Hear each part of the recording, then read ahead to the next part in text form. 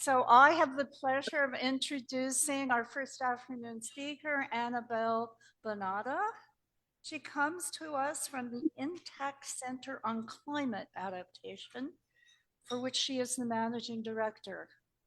Now, it's called the Intact Center not because everything else at the University of Waterloo is not intact, although maybe that's the case, I don't know, but because it was founded in 2015 with funds from the Intact Financial Corporation, which is our Canada's largest property and casualty insurer.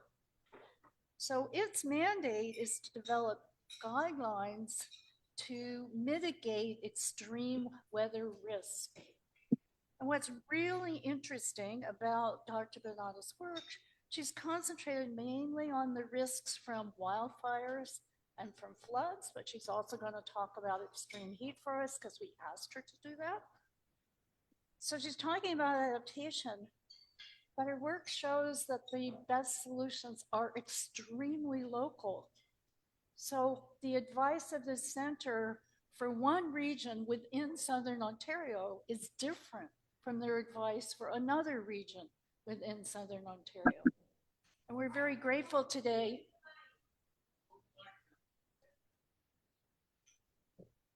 I don't think I can.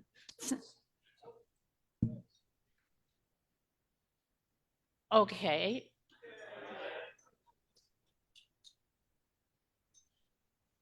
Do you need me to repeat what I just said?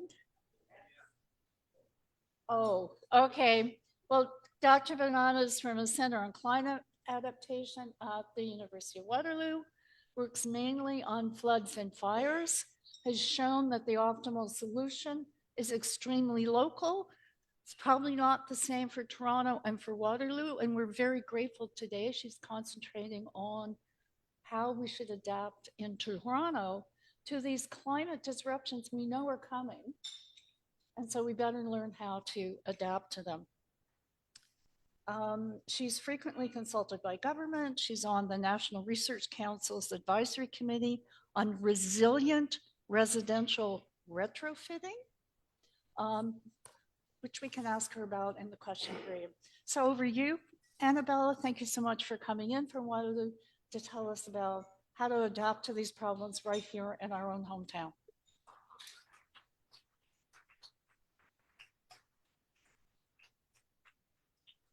Hello, thank you so much for inviting me today. I heard that you're a curious group, that you'll have lots of questions, so feel free to interrupt along the way, but we'll also, don't interrupt along the way. We'll have a Q&A at the end. Save your questions, ask anything, I'm ready. Thank you so much again for having me today. My name is Anabela Bonada. As Daphne mentioned, I come from the Intact Center on Climate Adaptation. I'll talk a little bit more about what we do in a minute. And I'm going to be talking about extreme weather. I included this picture from the Toronto floods, which flooded the DVP this past summer. This is happening more and more often in more of our cities. And these extreme weather events are not just destroying our infrastructure and getting in our way of our livelihood, but they're also dangerous for our health and our lives. So we'll talk about that today. And we'll also talk about what we can do about it. How can we better prepare for these extreme weather events? So with that, here's my outline for you. So I'm going to talk about the rise in extreme weather and the rise in cost that comes along with that. I'm going to focus on flooding, wildfire, and extreme heat. The Intact Center made a point on focusing on these three. Flooding occurs across the country. It's the costliest extreme weather hazard that we experience. Wildfires closely follow. You might not experience it across the country as much as flooding, but it's occurring more and more. In 2023, we had a wildfire happen in every single territory and province. And extreme heat. Extreme heat is rising as the newest climate hazard that we call the silent killer. So extreme heat is not going to rush through like a flood or a wildfire and destroy infrastructure, but it's going to make people sick and in death for some as well, which we'll talk about as well. And then we'll move into solutions. So, what can we actually do about this?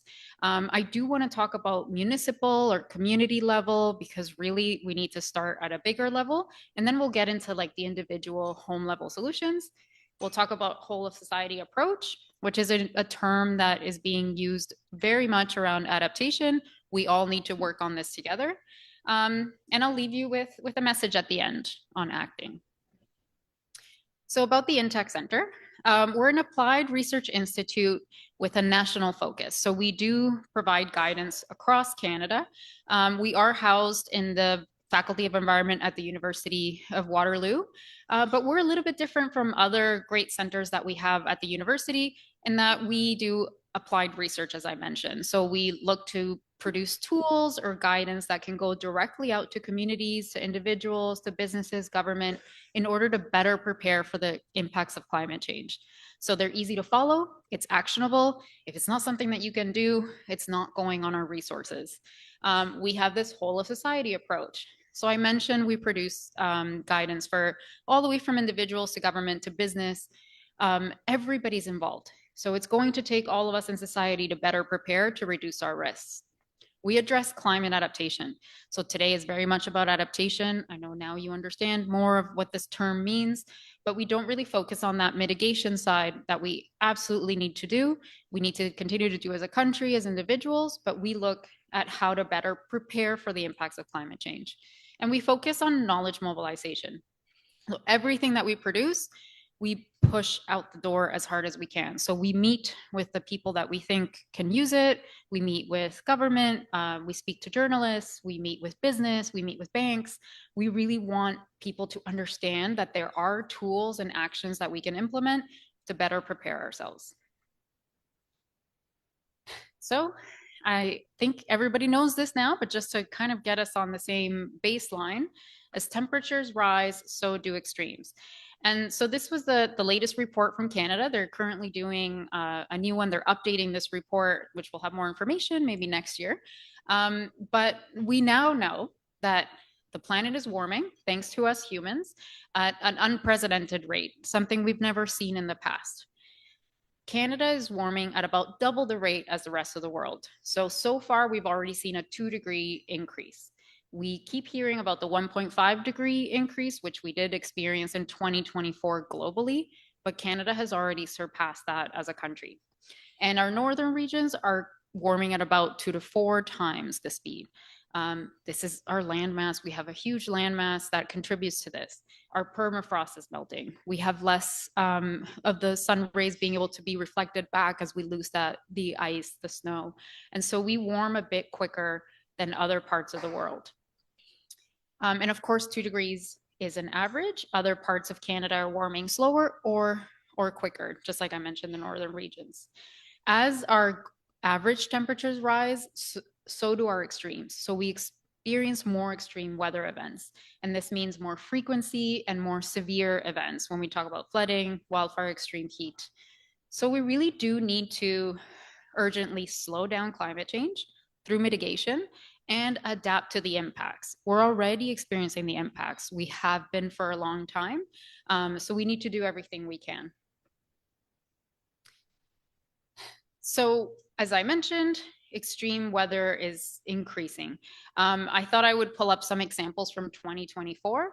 So in early, I think it was around June, we had an oppressive heat wave in Ontario, Quebec, and Atlantic Canada. So the heat waves are also just covering regions. Like they're very large. They stay for a long amount of time and they have major impacts on our society. So this is all 2024, what I'm showing you. That heat wave was actually, we know now that it was made more likely by climate change. So Environment and Climate Change Canada is running these rapid attribution tests following extreme weather events.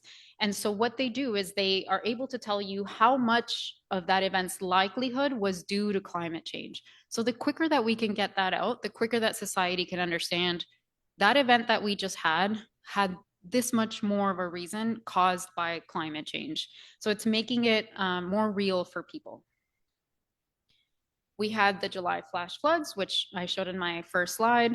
In Southern Ontario, it caused almost 1 billion in insured damage. Then Calgary, these are all in chronological order.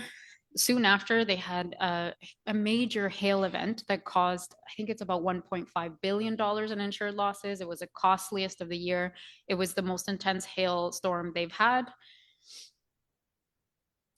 And then that was followed by torrential rains that fell on southern Quebec. So parts of southern Quebec were isolated. People were left without electricity. They couldn't leave their homes. And it caused the most amount of claims in the past year. So that's just some of the events that we experience. And so when we talk about the cost of climate change, there is one number that we have to track it. It does not encompass everything, but it's a number that we can rely on, and that's catastrophic insurable losses. So this graph is showing catastrophic insurable losses from 1983, when they started tracking them, to 2024. As you can see, they're going up, and 20 and 24 had the highest level of catastrophic insured losses. For an event to make it on this graph, it has to hit $30 million. So this graph is actually not completely accurate. There were many events below 30 million. So it's costing more than this. So insurers have to pay more than 30 million. It goes on the graph. And this graph was just updated yesterday. So for 2024, we had 8.5 billion before yesterday. Now we know it's $9.1 billion in insured losses. What isn't captured in the graph, and what's much more difficult for us to have a number on, is uninsured losses. So a very conservative number is that for every dollar in insured losses, we have about 3 to 4 in uninsured. That's lost time from work, medical expenses, PTSD. So from people that have experienced multiple evacuations, that have experienced a wildfire flooding event, the mental strain that it has on them, and long-term health effects. None of that is captured by the catastrophic insurable losses. So we know that the cost of extreme weather are much, much higher than what we actually see.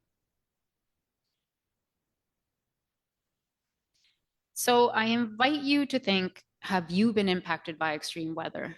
Have you noticed a change over the past couple of decades?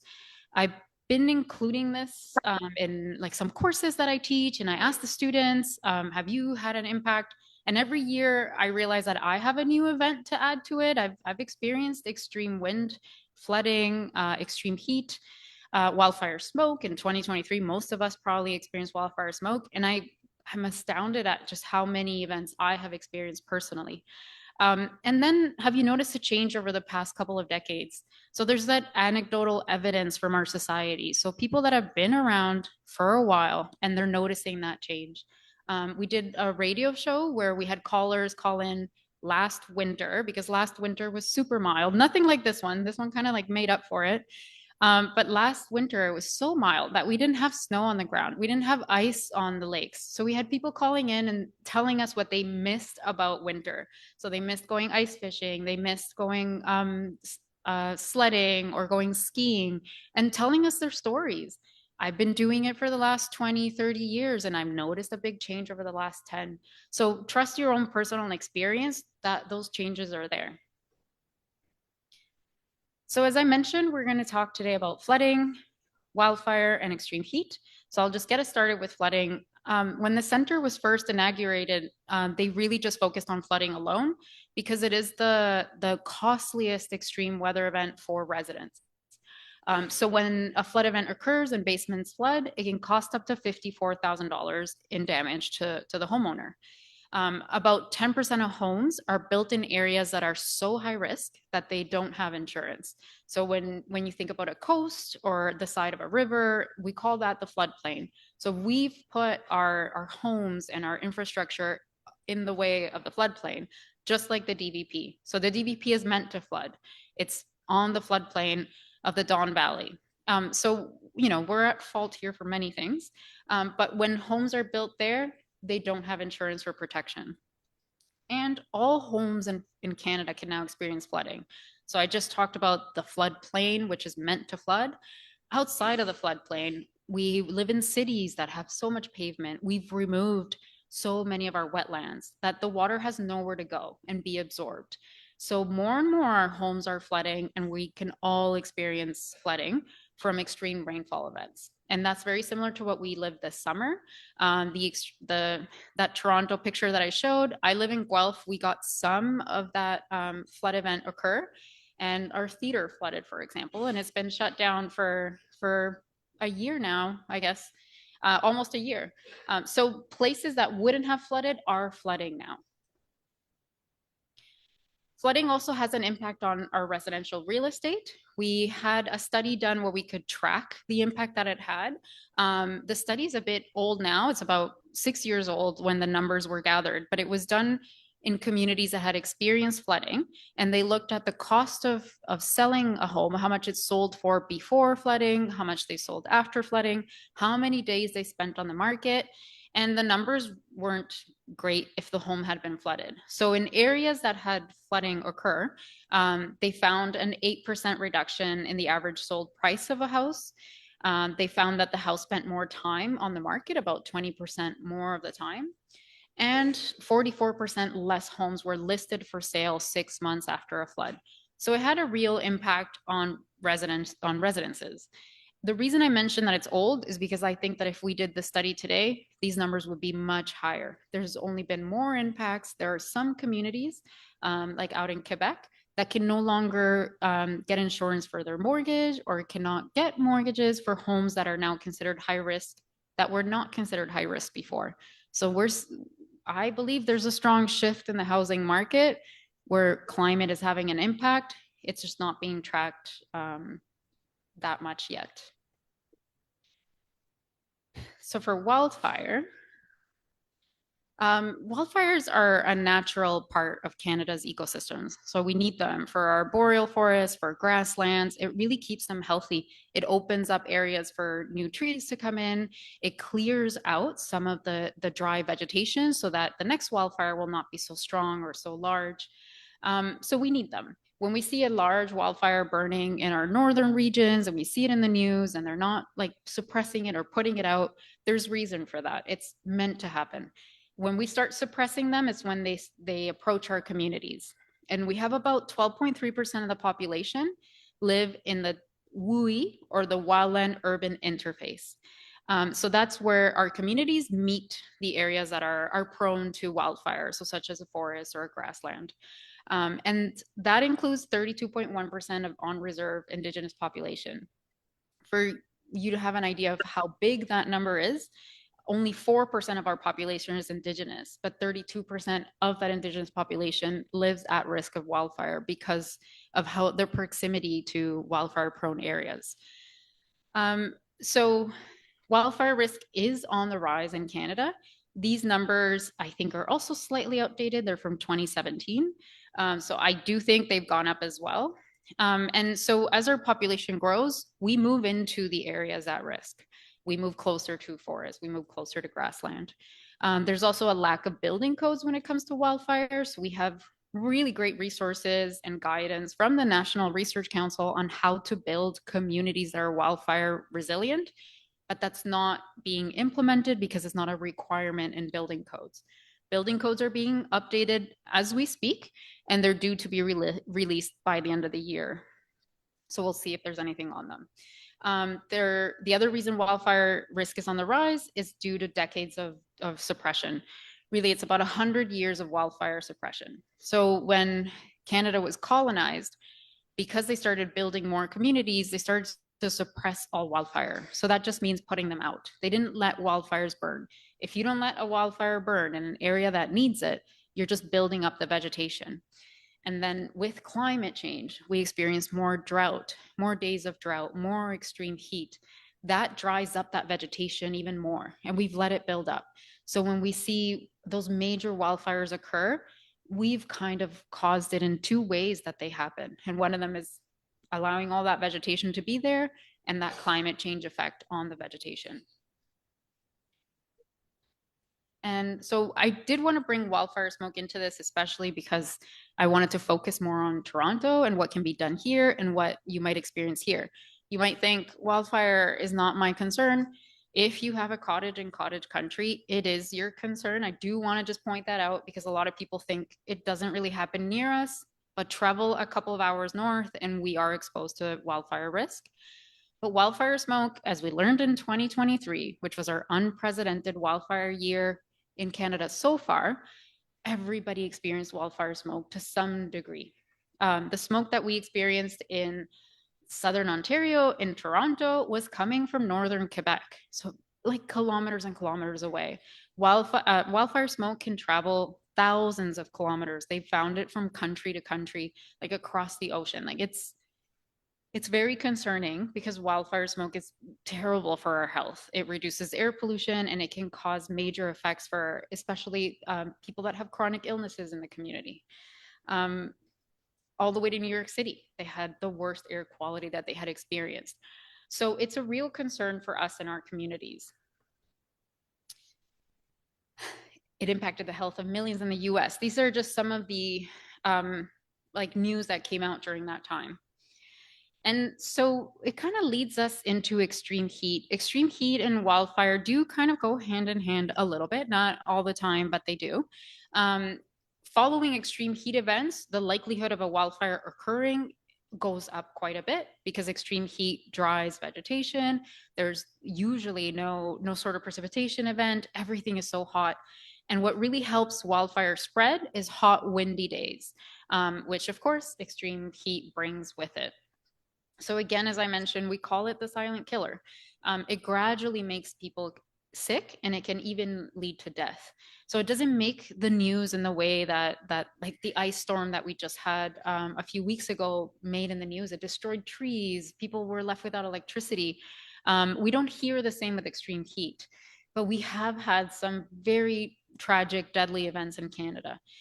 In 2021, we had the heat dome in British Columbia. I'm sure many of you heard of it, and about 619 people died directly related to that extreme heat event. Uh, it's usually a certain type of group of people that will experience death. It's based on where they live. If you have chronic illnesses, it's our vulnerable community. We'll touch on that in a minute. But we have had other events. That wasn't our only major event. There was a Quebec heat wave in 2010 that resulted in about 280 people dying. And British Columbia had another one in 2009 where 156 people died. This is very local, very Canada, but a lot of people die every year from extreme heat globally. And so when we talk about who's most vulnerable, who's at highest risk of experiencing extreme heat, I wanted to make sure everybody had this list because we're either in that list or we know someone in that list. We're all exposed in one way or another to extreme heat. So elderly individuals, infants and young children love to run around and they don't notice that they're overheating in these extreme heat events. People with chronic health conditions, outdoor workers tend to have to work no matter what, depending on the profession, and they might not notice extreme heat days and take the time off. Low income communities, they tend to have less cooling areas, so less like parks, for example, where you might go and cool off, or that might lower the temperatures around your home. Homeless individuals, of course, are vulnerable to all of these climate change impacts, and urban areas. So most of us either live in an urban area or know someone that does. We built all this pavement, the same that doesn't let the water go anywhere. It's really good at absorbing heat and releasing it back at nighttime.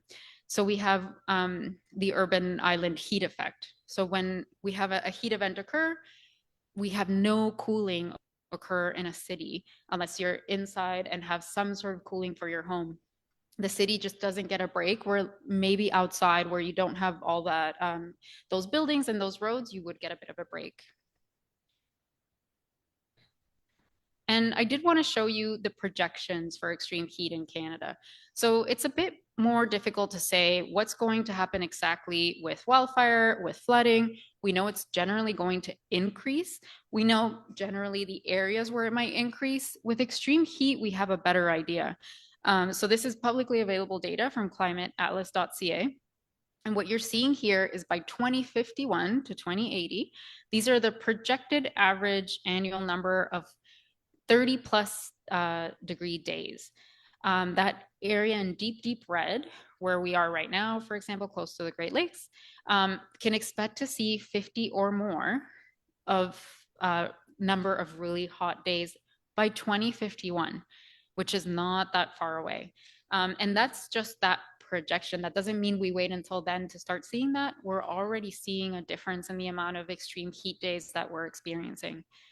So in the past, Toronto had about 12 days per year with these kind of temperatures. Now, currently, we average about 18. Again, that's an average. So summer to summer, you might see more or less. And of course, as I mentioned, by 2050, it could be 55 to 60 days, which kind of adds up to our entire summer going through extreme heat. So let's take a breath. Those were the bad news. I had a lot of them. And now for the good news. I think with climate change and the impacts of climate change, there's so much. We hear about it in the media, especially when they're extreme and destructive, and so much is happening. And I want you to fully be aware of them. I don't think we should ignore it. But the good news is we know what we need to do. We have the tools. It's about implementing them. It's about education. It's about getting others to do them as well. So I'm going to share some of those tools with you and some of the guidance that we have. And I encourage you to take it out into the world, do as many as you can for yourself, and encourage your communities and your neighbors to do them as well. So as I mentioned, I did want to talk about municipal solutions first because any sort of solution has to start at a larger scale. And these are some of the things that can be done that are here for all these events that we talked about. So just mapping high risk areas, for example. More and more, we're seeing municipalities do this, where they map where there's high risk, but also where the population might be more vulnerable or might be an equity deserving population that is for other reasons are also considered high risk. So we're starting to see more of those maps. That means our funds, our efforts can go towards the areas that need it much more. We need to expand urban greenery and tree cover for heat relief. So I talked about urban centers just not having that much greenery. Low income communities don't have that much greenery. As soon as we start adding that, the temperature just goes down. I'm sure you've all felt it. I kind of test this out more and more now that I work in this. If you're sitting in the sun and then you go under a tree, the temperature cools immediately. So it has a real response in our communities.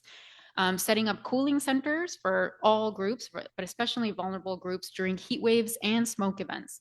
So it's not just a place for you to go when it's too hot outside. It's a place to go when the air is has bad air quality and you're putting your health at risk. So cooling centers can be libraries, community centers, our malls, but have them open and available for anybody that needs it. When it comes to flooding, upgrading stormwater systems to manage rainfall and reduce flood risk. So that is a more of a structural response. So our stormwater systems in many cities across Canada are quite old and they weren't made for the climate change impacts that we're seeing today.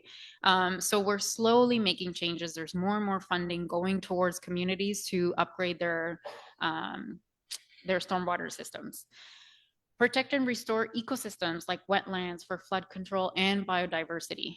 So when we hear about certain levels of government or representatives wanting to build over areas that might be like wetlands that are currently helping us and are invaluable, but actually we could put a dollar value on them. Let's think about that. Let's think about what we want to prioritize, a big road or a wetland that's going to help us in the long term and in more ways than one. And maintaining early warning systems for extreme weather. I think this has been changing city to city, and in Canada, as much as they can, you get a warning on your phone when there's an extreme event that's coming. Sometimes they're not super accurate. Sometimes you don't get it right on time, but there is a lot of work being done to upgrade our systems so that you get it to your phone as soon as possible. So that's very much at the municipal level. But then we have individual level solutions, and that's what we really focus more on at the Intech Center.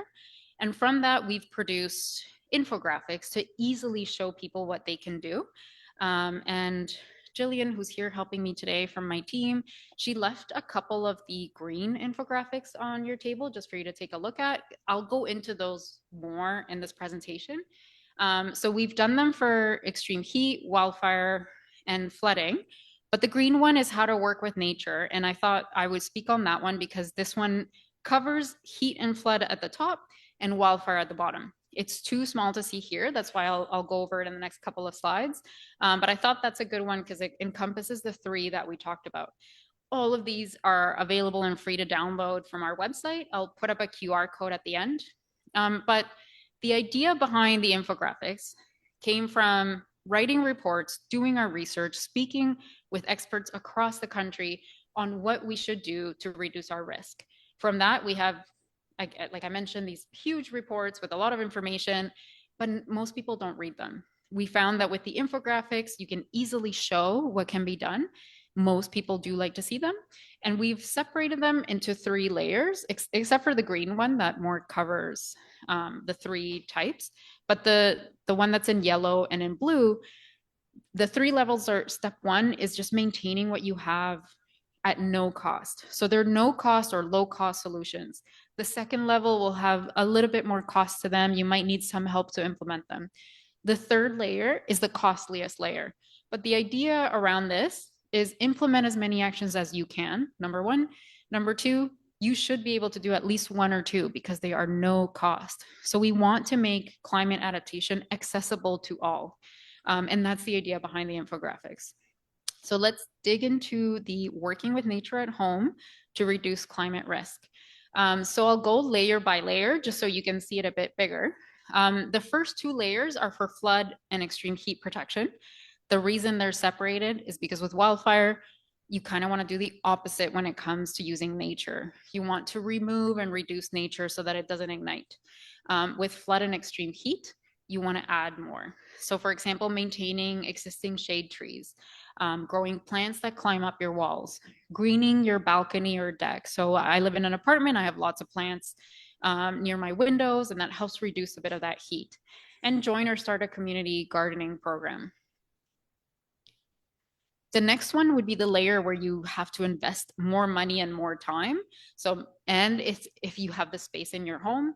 So for example, planting new shade trees, which in Guelph where I live, there's a program where you get a tree for free from the city to plant in your backyard. So there are lots of programs to help with these.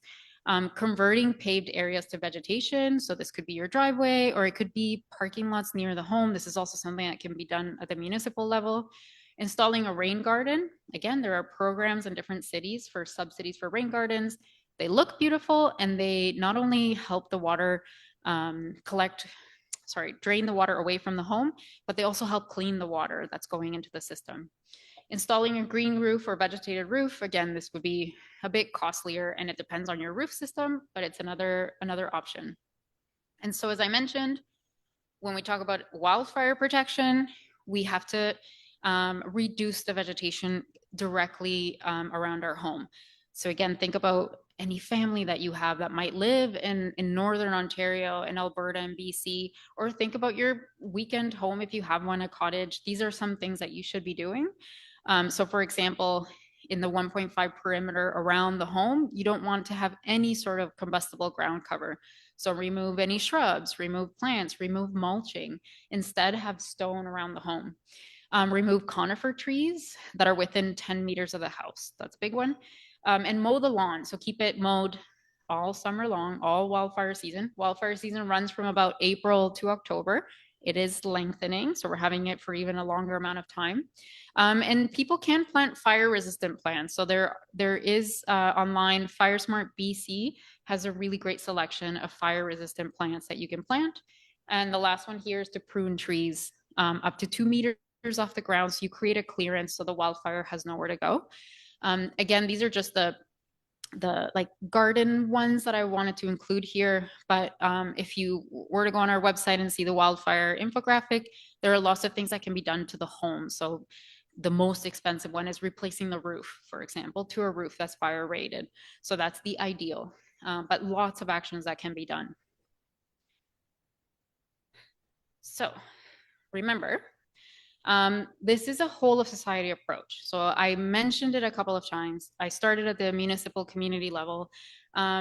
Climate hits the hardest to the equity deserving groups, like newcomers, low income individuals, people with chronic illness, and those who are homeless or isolated. To build resilience, we need to make sure we include those communities in our decision-making system. We need to vote for the people that we know are going to do that as well. We need to vote for the government that's going to implement these actions. So it's the whole of society. We need to work together. So we need to work with government, NGOs, academia, and businesses to share this knowledge and resources. So we work closely with Intact Financial. They fund us, even though we don't do insurance, but we give them everything that we produce and say, hey, you have a lot of clients, like put it out there, put it in your social media, make sure you spread this information. So approaching businesses, approaching banks, and showing them the information, they can clearly get this to their clients. So we need to work together. And so I wanted to leave you with this message. We know there are solutions. There's no time to wait. I'm very heavily focused on adaptation, but we know the solutions for mitigation as well. This isn't a question of what to do. We just need to do it now. And I like this quote from Frederick Otto. She's a climatologist and co-founder of the World Weather Attribution. The World Weather Attribution is an organization that when an extreme weather event occurs, they quickly figure out how much of climate change had to do with that event. So, for example, these are the image here is from the Valencia floods from October 30th. We saw them in the media, lots of cars piled up. Her team was able to quickly say after that, this was made more likely due to climate change by this much. I honestly don't remember, but let's say she said like 2 times more likely or 10 times more likely. So there are more and more teams doing this across the world. And in Canada, environment and ecosystem, oh, I think I already mentioned it, but sorry. Anyway, we're doing that in Canada as well.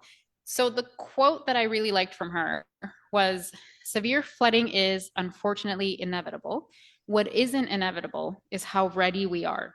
So we know these extreme flooding, extreme wildfire, extreme heat events are going to continue to occur. We can stop our emissions today, which would be incredible, but we would still experience extreme weather for some time because our atmosphere is still holding those greenhouse gases for some time. But we don't need to be victims of circumstance. We can prepare now. We need to make sure we're ready now. We have all the tools and the guidance. So I leave you with that thought. And this is the QR code that would lead you to our website, or it's intactcenter.ca. All the resources are free and downloadable, and you can see the infographics bigger. So feel free to go there. That's my email as well if you'd like to contact me, and I will take your questions.